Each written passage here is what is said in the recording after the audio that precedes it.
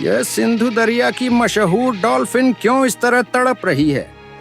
यह तो इस पानी की मलिका थी। वटायो फकीर अपनी छोटी सी लाठी लेकर सफर पर निकला।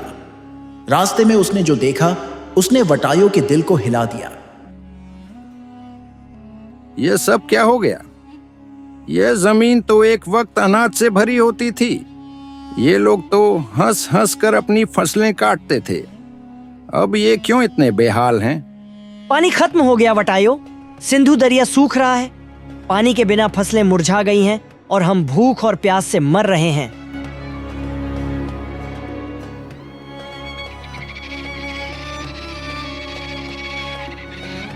यह सिंधु दरिया की मशहूर डॉल्फिन क्यों इस तरह तड़प रही है?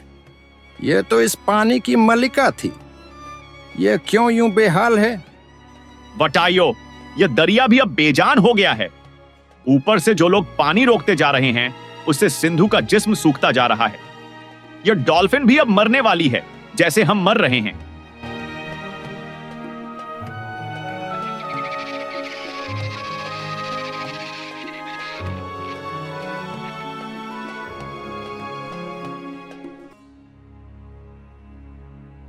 यह क्या हो रहा है? एक तरफ लोग प्यास से मर रहे हैं और दूसरी तरफ पानी बहता जा रहा है। यह कैसा इंसाफ है?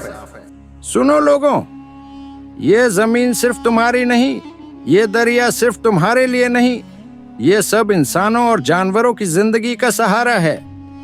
अगर तुमने सिर्फ अपने लिए पानी रोका तो एक दिन यह जमीन तुमसे भी सब कुछ छीन लेगी। जब तक सबको बराबर का हिस्सा नहीं मिलेगा तब तक कोई भी चैन से नहीं रह सकता।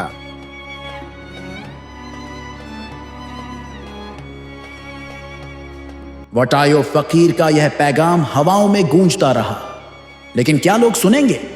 यह फैसला अब उनके हाथों में है।